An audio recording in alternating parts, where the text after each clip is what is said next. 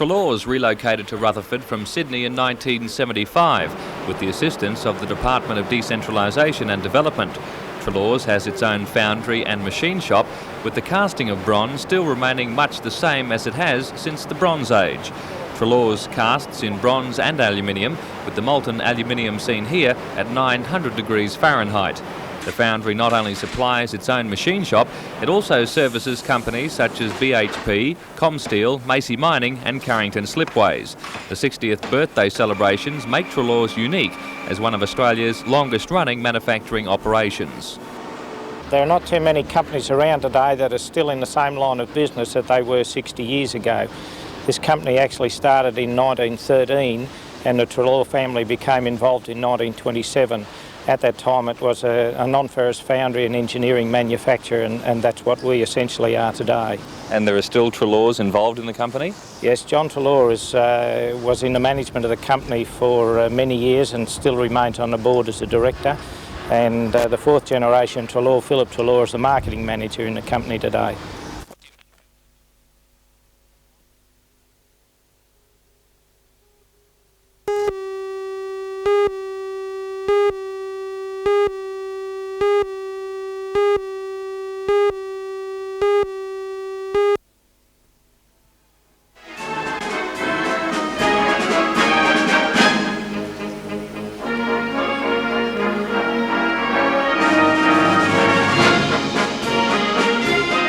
The admirable objective of the police military band was to entertain the 1,600-strong audience which had flocked to the Civic Theatre to hear the popular band play. As with last year's free concert, the public response has been phenomenal, and without a doubt, it's one of the most successful public relations exercises conducted by the police. Like the Sunday afternoon concerts from days gone by, this one played all the old favourites, including the waltzes of Richard Rogers.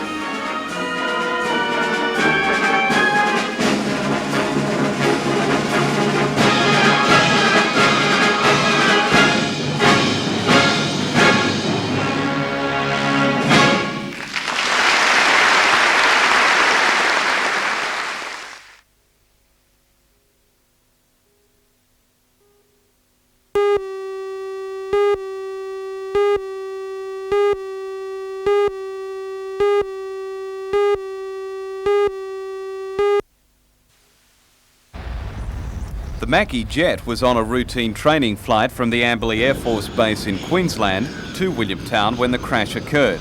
Air Force investigators say the aircraft from the Central Flying School based at East Sale in Victoria was nearing Gloucester when it began to develop engine problems.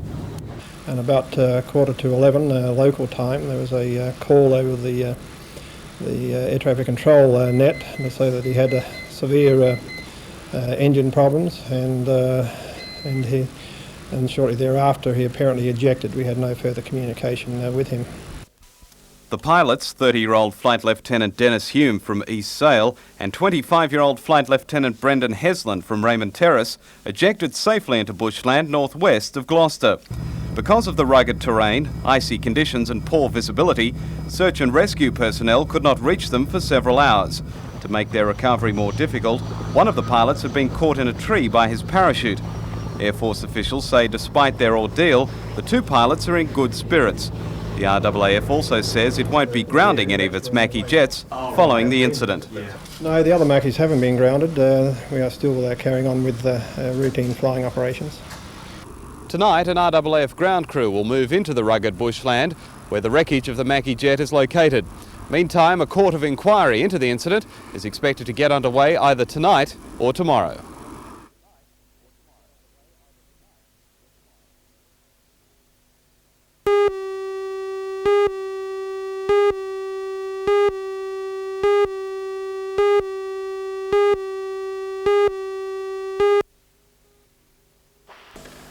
The 135 brewery workers at the Cardiff plant received their redundancy notices last month. The Bond Corporation has said the plant must close in 3 weeks, and with it go the jobs. The company is blaming a slump in beer sales and high government excises on the downturn in the industry. This morning, 30 maintenance staff at the brewery walked off the job for 24 hours in protest against the closure plans. The men, members of the FIA, the FEDFA, The ETU and the Metalworkers Union had hoped the talks today would have reversed the company's decision. But the Bond Corporation says it still must close down the plant, although it will not be sold or dismantled. If the industry improves, it would hope to restart operations at Cardiff. The New South Wales Labour Council organiser, Peter Sams, says the brewing unions and the Labour Council will call for a trade union boycott of Tooheys beer in protest.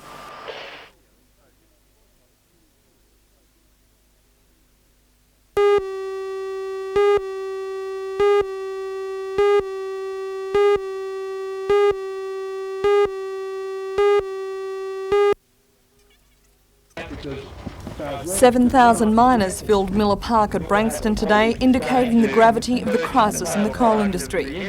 The men were agitated about the retrenchment notices at CSR Leamington No. 2 and BHP Saxonvale mine. Although they were handed out after Wednesday's meeting with the Prime Minister, the decision to sack the men was made before the discussions and the moratorium on retrenchments. The federal and state government stepped in last night, offering CSR SO $600,000 to hold off the retrenchments at Leamington until after the moratorium. And while it does buy the miners and the coal companies time for negotiation, it was seen by some as a bribe. We're not after the taxpayers subsidising the coal companies, because it certainly looks bad. While accepting the job losses are inevitable, the union leaders told the gathering that under no circumstances would they allow their working conditions to be eroded. National President of the Miners' Federation, John Maitland, says that the month-long moratorium will allow the unions to find out exactly how many men will lose their jobs and find ways of reducing that number. The unions also hope to work out an ongoing strategy for the coal industry. Although there were some speakers who implored the audience to extend the strike, the majority voted to return to work at midnight tonight, with a threat of a national stoppage if all coal companies did not adhere to the moratorium on retrenchments. BHP Saxonvale is the mine that the unions are most concerned about. Retrenchment notices are due to take effect on Friday, and delegates are fearful that the whole spirit of negotiation could come unstuck unless Saxonvale holds off. Today's meeting obviously made some very large sacrifices. There were men here today who are very concerned about their future, their family's future and their communities, but they were prepared to abide by the moratorium because it's been called by the Prime Minister, for no other reason. They would not have abided by it if it was called by anyone else bar the Prime Minister. And so I think that really that particular company ought to consider doing the same thing and demonstrating a little bit of national interest. The next bridge to cross is whether the coal companies will agree to the conditions in the moratorium. Their concern is that they'll be facing exactly the same situation of strikes and discontent in the industry in a month's time.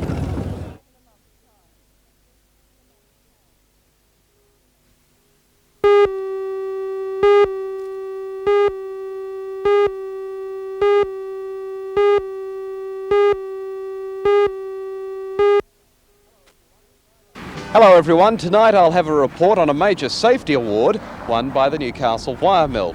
The National Safety Council Award is part of their 5-star system. For all the news, join us tonight at 6.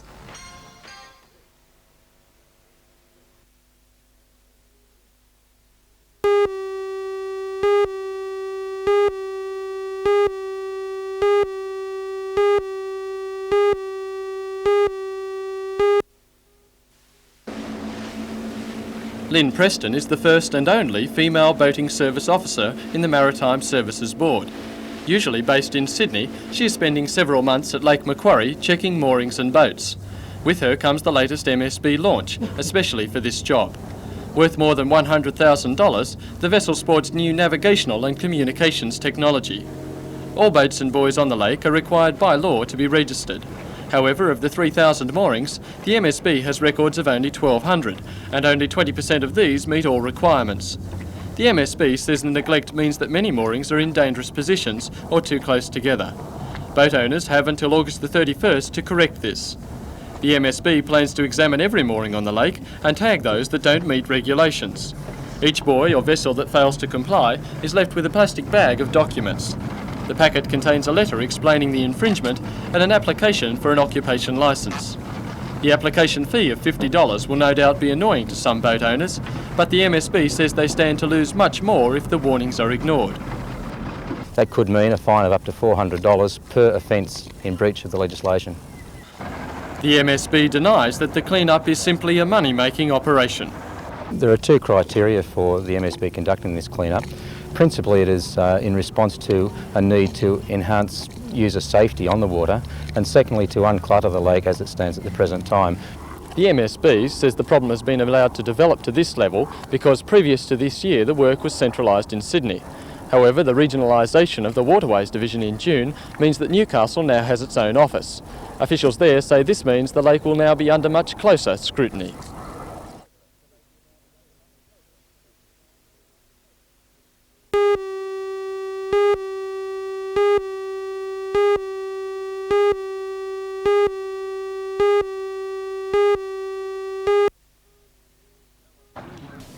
No one was in the house when the blaze broke out on the upper floor about midday.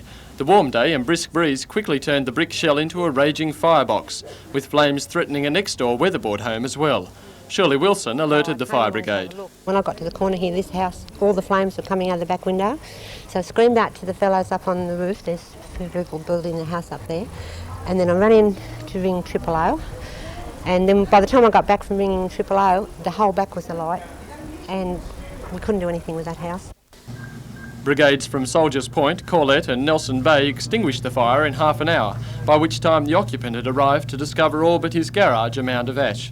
Neighbours say the home was owned by a Melbourne couple who were renting it out until they could retire there.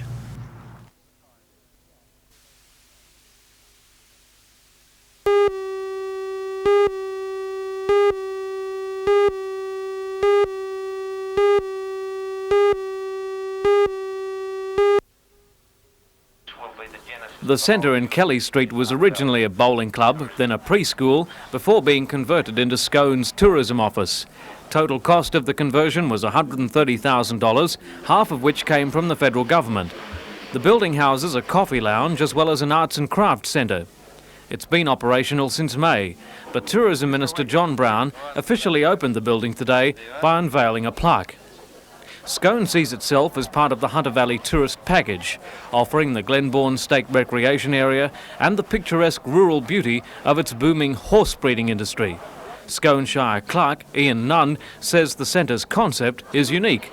It's somewhere you can come in, sit out in a beautiful environment, enjoy a light meal, browse through some of our local arts and crafts, as well as getting all the information in Hunter Valley and the southern part of New South Wales.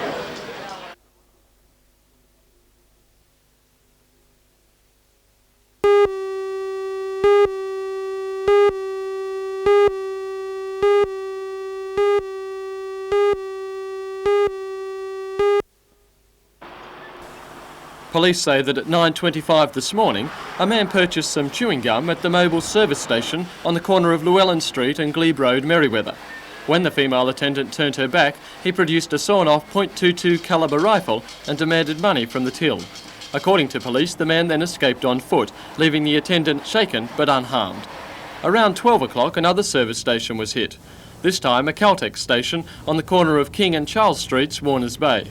When the bandit struck, the shop was attended by only a 21-year-old female assistant who'd just said goodbye to her husband. Well, apparently at just about 10 to 12, there's a gentleman called in, asked for a packet of cigarettes. The girl on the till turned around and gave him the cigarettes, and as she turned back, there's a gentleman there with a gun, had it asked for the money out of the till. I think the worst thing about the poor kid is that her husband was driving off at the time. The bloke made her wave at her husband goodbye. Police say the bandit escaped on foot with a relatively small amount of money. Detective Marshall of Newcastle Police says similarities between the robberies point to the same offender. Yes, the descriptions are quite similar, as is the weapon, and also the way in which he went about committing the actual offence. We regard them as being connected at this stage. Police are now searching for a man in his early 20s, of short build, with olive skin and shoulder-length dark hair. He was last seen wearing blue jeans, a camel-coloured jacket and carrying a canvas backpack which contained the rifle. Police warn the man should not be approached. Well, of course, in this sort of situation, anyone who is carrying a weapon and produces it in such a way would have to be regarded as being possibly dangerous.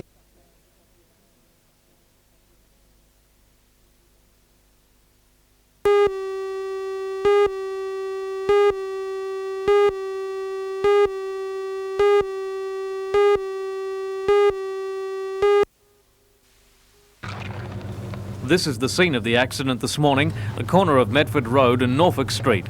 Dean Michael Thorley of Tananbit was travelling down Medford Road when his Suzuki bike hit the front of this blue Nissan Urvan.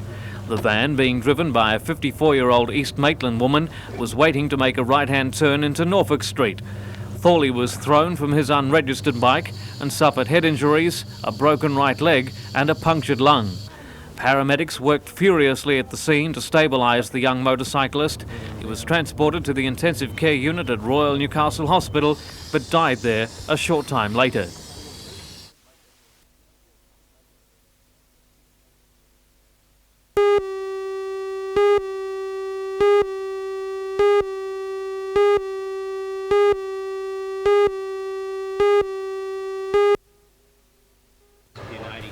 Billy and Rob were the only Australian representatives at this year's World Blind Cycling Championships. Their determination was rewarded with a 17th placing out of a field of more than 70.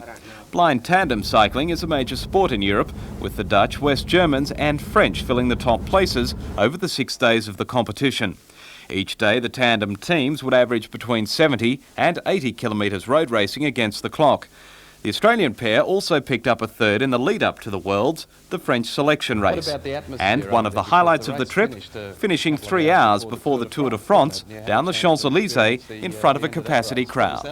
Well, that felt magic to me because I don't talk much, but I like being in front of a big crowd, and it just made me fire really well, and we went really well that day. We come 10th.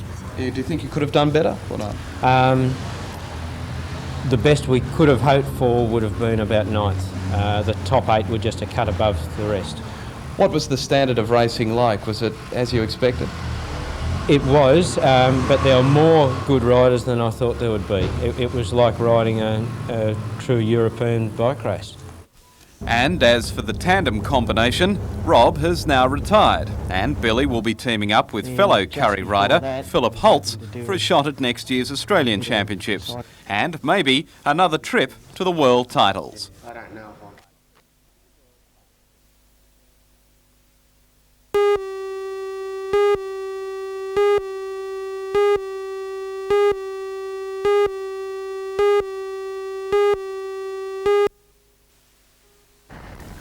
The brewery is due to cease operation on the 25th of this month, leaving 135 employees without work.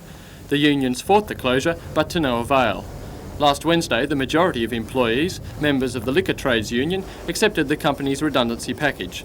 A spokesman for the FEDFA said this had weakened the maintenance workers' case, and hence they too had accepted the package, which includes a $2,000 relocation payment, at a meeting yesterday. Bond Corporation is blaming the closure on a downturn in the industry, caused, it says, by people turning from beer to these relatively cheap cask wines. Bureau of Statistics figures, however, show that total production has risen over the past 4 years, and although consumption has been falling, last year it was up too slightly. Bond Corporation has dismissed the figures, saying the slight rise is insignificant and that they are looking at long-term trends. Today, the Hunter Development Board strongly criticised the company's actions. Alex Young believes Bond Corporation is manipulating the statistics to serve its own industrial ends. We believe that we have a situation here where we have a viable plant, a plant which is producing good quality, a plant which is producing a product being used mainly in the Hunter, and the facts relative to the decline in wine consumption, in beer consumption rather, we do not accept. Mr Young says the board has an alternative if Bond does pull out. If the Bond Corporation can't use the plant, we should look at a joint venture with Bond, or we should do something about attempting to buy the plant to set up our own Hunter beer making organisation.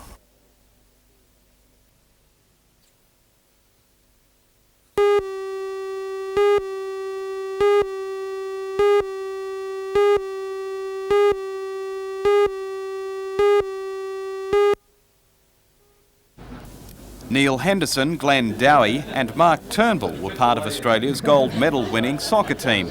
Swimmer Glenn Rose from Maitland won gold in the butterfly and backstroke and took a bronze in the relay. And Ruth Campbell from Bullaroo stole everyone's hearts, winning the 50-metre dash in record time, as well as taking bronze medals in the walk and standing long jump. Today the athletes took time to catch up with their family and friends. reflecting on the 7 days of competition, which saw more than 5,000 intellectually impaired competitors from 52 countries share in the joy of sport. And for Mark Turnbull, Australia's soccer captain, there was an added highlight. He won a silver in one of the hardest events, soccer skills. I come second in the world in the soccer, individual soccer. And what was involved with that? All skills like points like from 1 to 10, have shies and all that.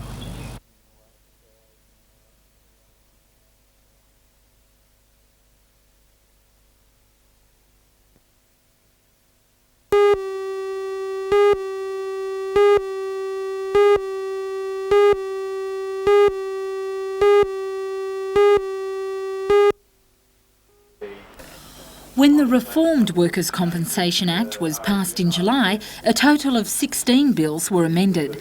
Those changes included abandoning the Common Law Act, effectively reducing lengthy benefit payments, substituting an ongoing payment system through the Compensation Fund. Last night, a cross-section of the local business community were informed of their entitlements under the new Act.